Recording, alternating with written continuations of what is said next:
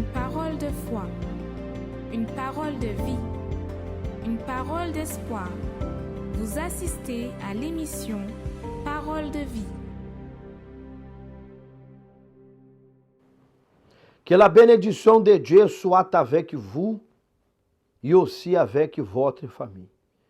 Soyez les bienvenus, la bienvenue dans cette émission Parole de vie. Et cette semaine, nous sommes en train de nous préparer pour le dimanche 10 septembre, dimanche prochain, où nous allons réaliser à l'Église universelle du Royaume de Dieu le dimanche de la prophétie. Elle va s'accomplir dans votre vie. Elle s'accomplira certainement dans votre vie. Vous savez pourquoi? Parce que la prophétie ne peut pas mentir. La prophétie ne peut pas changer, être changée par qui que ce soit. Une fois que le Seigneur, il nous parle, prophétise, il agit, il travaille, il se manifeste, il réalise ce que les mains physiques ne peuvent pas réaliser. Il est capable de changer la situation de la personne, mais il va falloir croire. Il va falloir faire confiance au Seigneur. Il va falloir se confier à Dieu. Parce qu'au moment que Dieu a transporté Ézéchiel avec ses mains puissantes dans une vallée d'ossements, alors Dieu a parlé à Ézéchiel, prophétise. Prophétise. Et au moment que Ézéchiel prophétisait, Dieu agissait.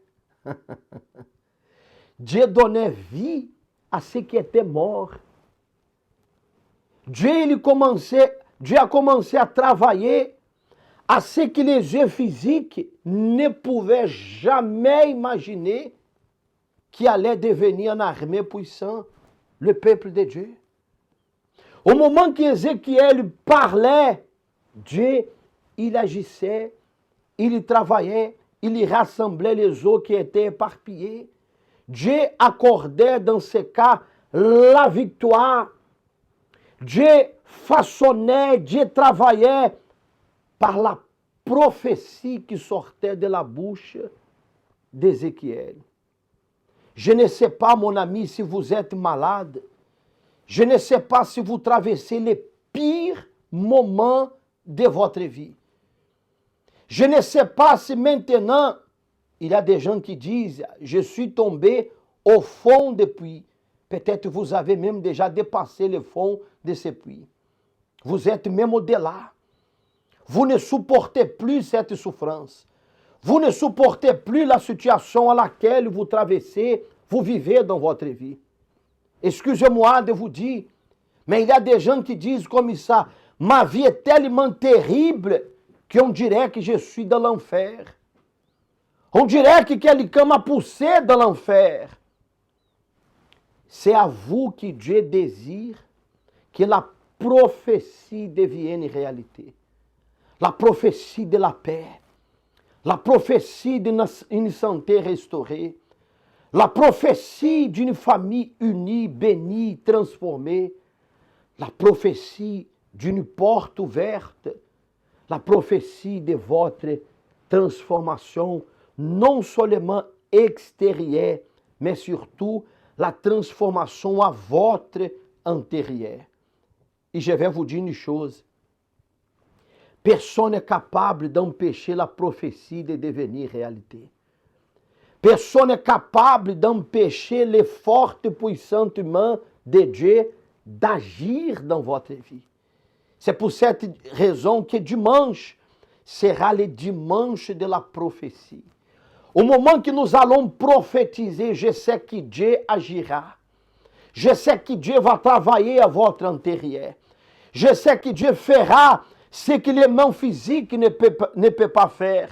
Je sais que Dieu va donner vie à ce qui, spirituellement parlant, est considéré comme mort. Peut-être que quelqu'un vous a regardé et a dit, votre mariage est mort. Il ne va plus jamais se relever. Peut-être quelqu'un vous a dit comme ça, fermez ton magasin, ferme tes affaires, il n'a plus de solution. Peut-être quelqu'un vous a dit comme ça, et ta santé? Regardez l'état de ta santé. Mais sachez que Dieu donnera vie à ceux qui, spirituellement parlant, n'ont plus de vie. Et il va bénir votre vie. Dimanche 10 septembre, à l'Église universelle du Royaume de Dieu, il y aura vraiment cette concentration de foi et de miracles. Les jours de la prophétie, comme vous voyez là en bas. Les jours de la prophétie. Nous sommes situés ici, avenue de Cointet, derrière l'hôpital général. Derrière l'hôpital général. Voilà la façade de notre cénacle ici, à Libreville.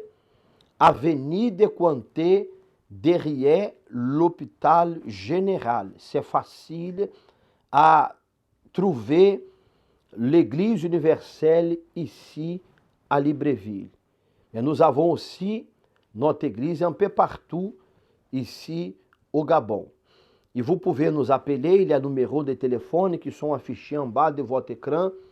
Vous pouvez nous appeler et vous pouvez demander l'adresse de l'Église universelle plus proche de chez vous. Parce que ce dimanche sera le dimanche de la prophétie. Vous allez acompanher ce qui se passe chaque dimanche dans la grande novena puissante que nous faisons à l'Église universelle du Royaume de Dieu. Chaque dimanche, Dieu se manifeste. Chaque dimanche, c'est la preuve vivante que le Seigneur, il agit lorsque nous prophétisons. Regardez cette vidéo. Quand le vent soufflera, tout va bouger, tout se rétablira. Quand le vent Mon Dieu, ces personnes passent ici, mon Dieu, sur ton autel, dans la nouvelle puissante, mon Dieu. Et nous proclamons, nous prophétisons, soyez guéris, soyez libres, que la porte soit ouverte en ce moment. Mon Dieu, que la stérile, Seigneur, puisse enfanter, que l'impossible, oh Dieu, devienne possible dans sa vie en cet instant.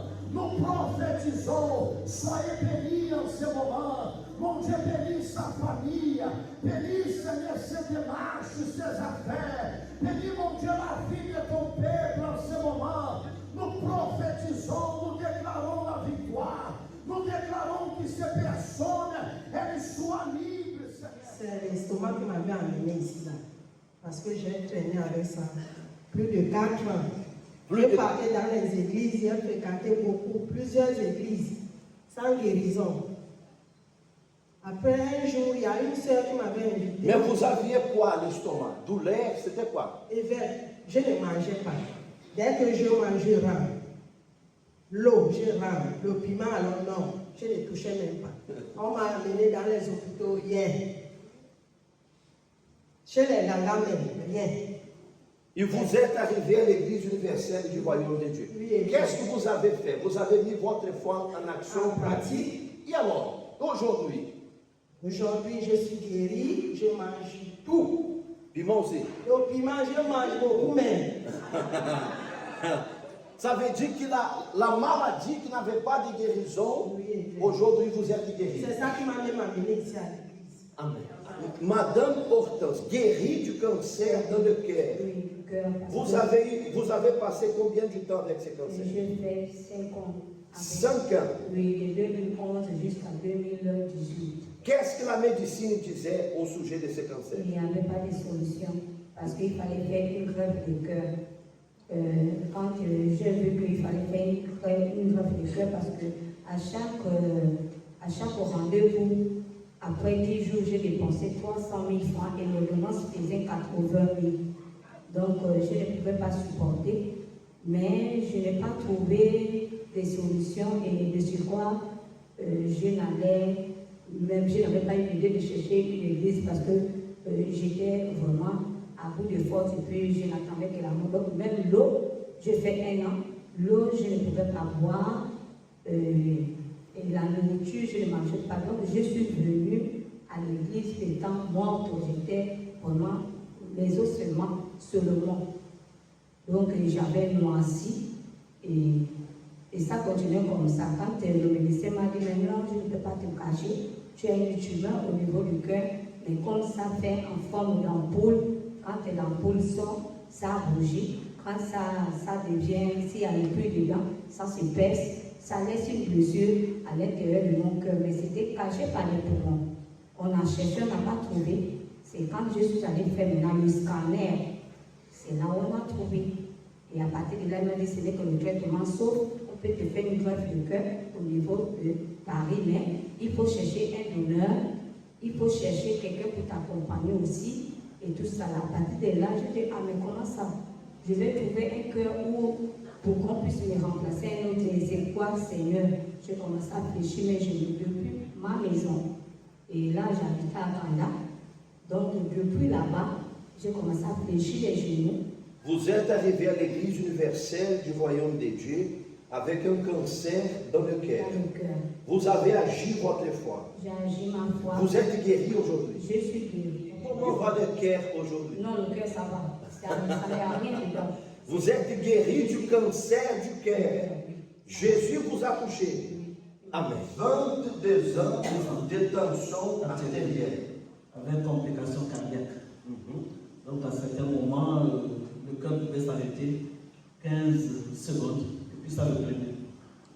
Et on m'a fait faire des examens approfondis pour aller chercher la cause. C'était il n'y a pas longtemps, à peine 6 mois. Il m'a fait porter un appareil que j'ai ramené avec moi.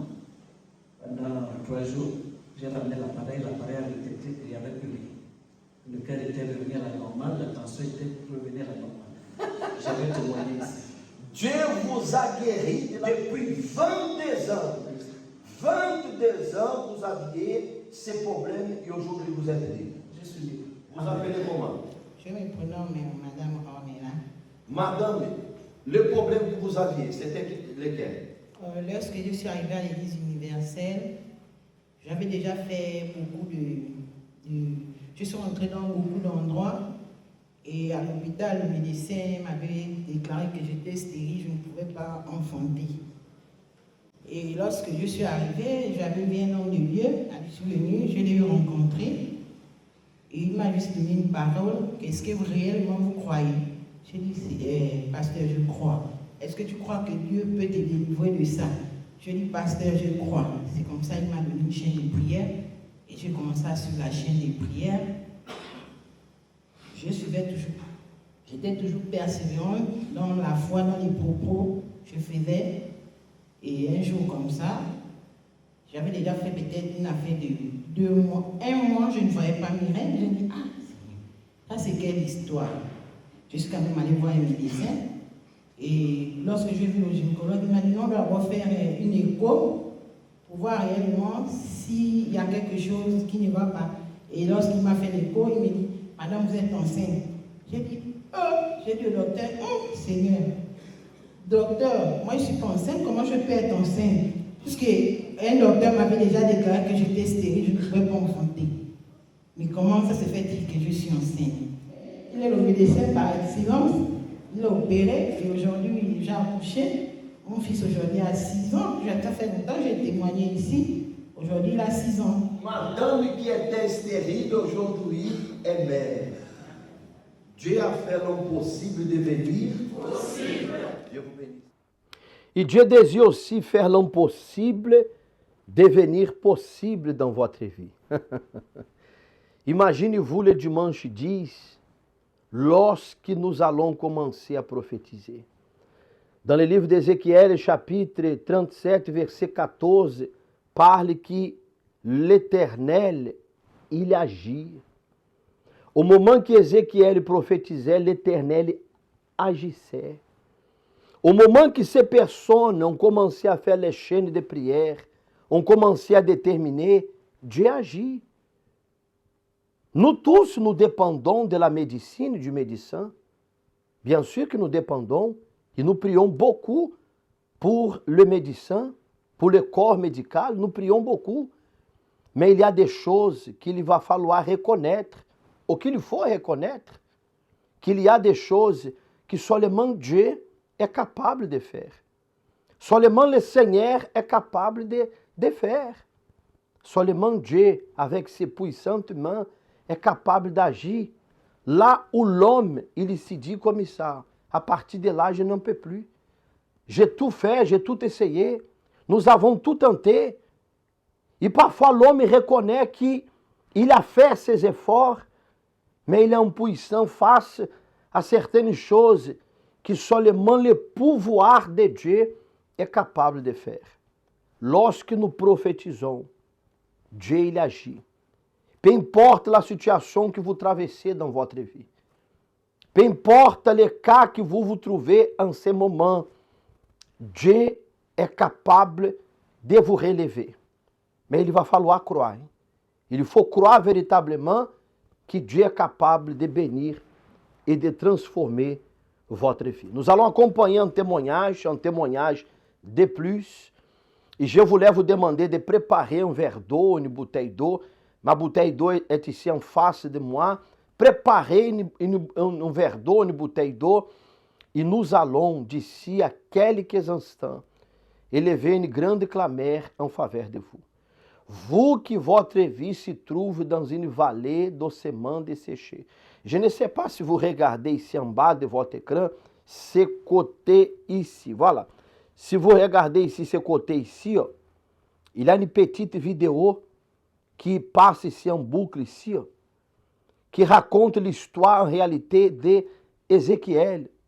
Lorsque Dieu l'a transporté dans cette vallée, et Dieu a dit de prophétiser. Comment il allait prophétiser sur quelque chose qui n'avait plus d'oreille? Comment il allait prophétiser sur quelque chose qui n'avait plus des yeux? Corps, chair, nerfs n'existaient plus. Mais c'est ça exactement la puissance de Dieu. Remarquez-vous une chose que le Seigneur Jésus a parlé avec un arbre. Et l'arbre n'a pas d'oreille, mais elle a entendu ce que le Seigneur a parlé. Jésus a parlé avec le vent, avec la mer. Il a menacé le vent et la mer. Ils ont obéi la voix du Seigneur. Au moment que la prophétie, la parole positive, elle sort de notre bouche, alors le problème, il va entendre et il sera obligé de vous abandonner.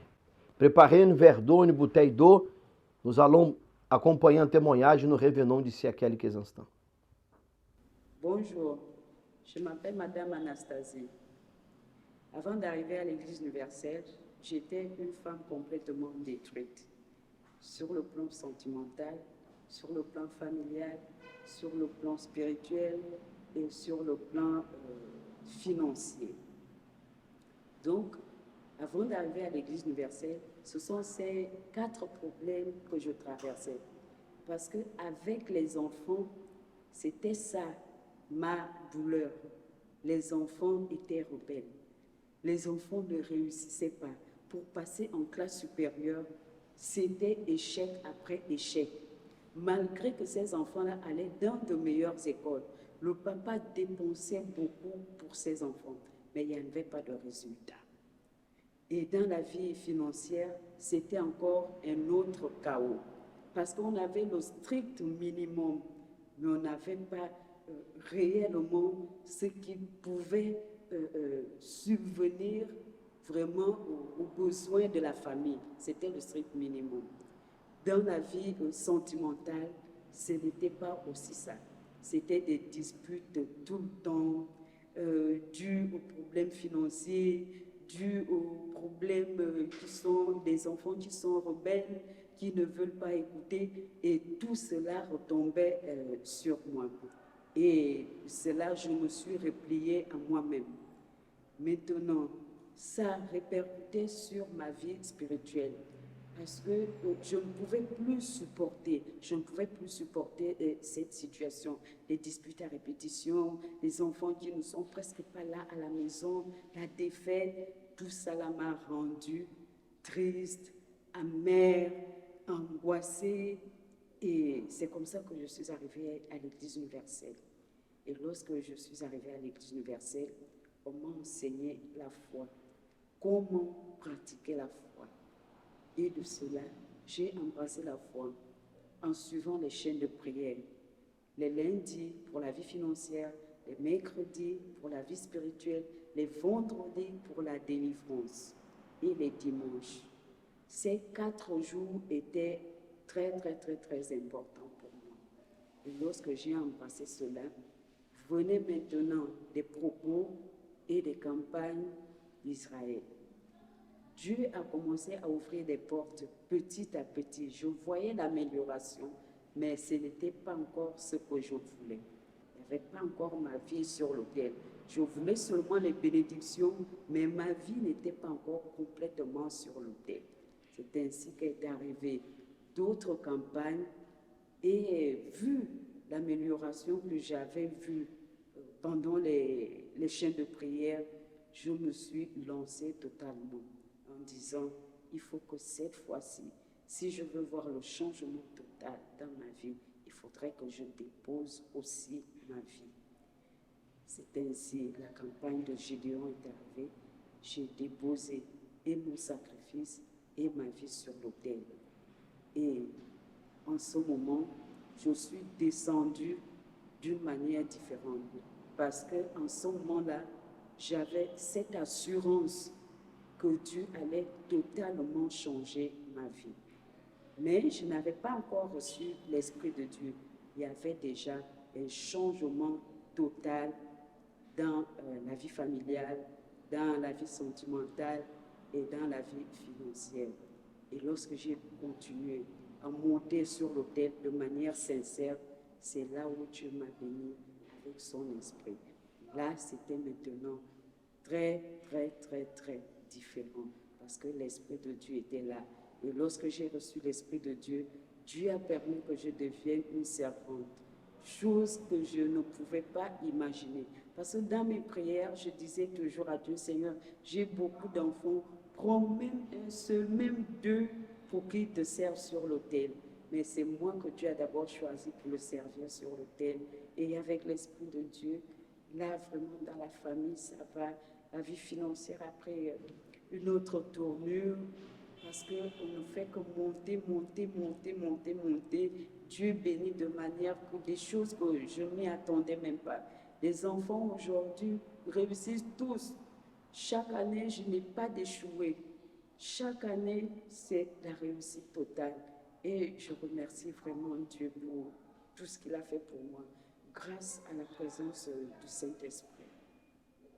Et j'invite maintenant tous ceux qui n'ont pas encore compris que la véritable foi, c'est l'autel, d'embrasser réellement la foi sur l'autel. Je vous invite à venir à l'Église universelle.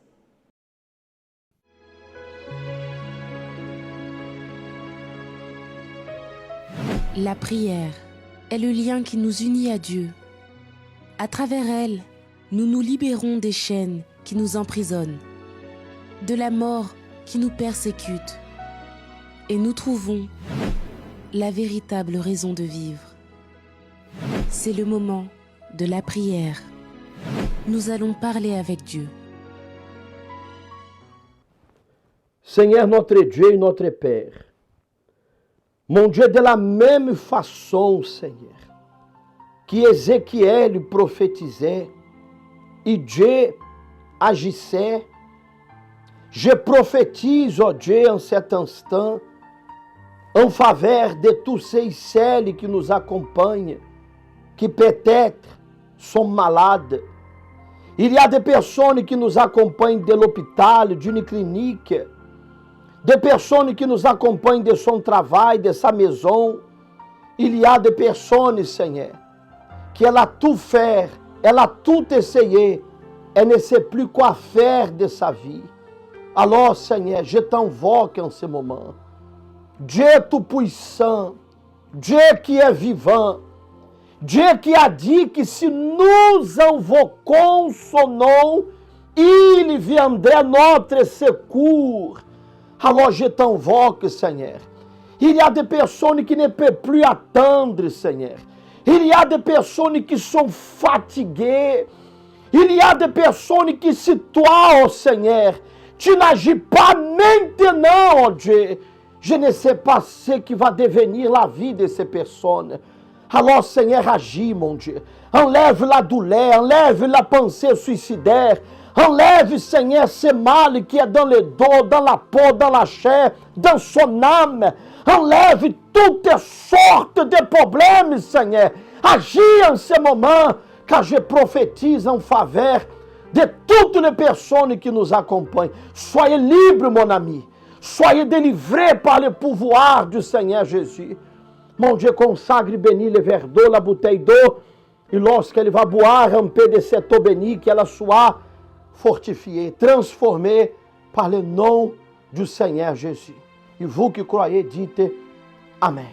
Grâce à Dieu. S'il vous plaît, buvez un peu de cette eau bénie, s'il vous plaît. Grâce à Dieu. Nous arrivons déjà à la fin de notre émission.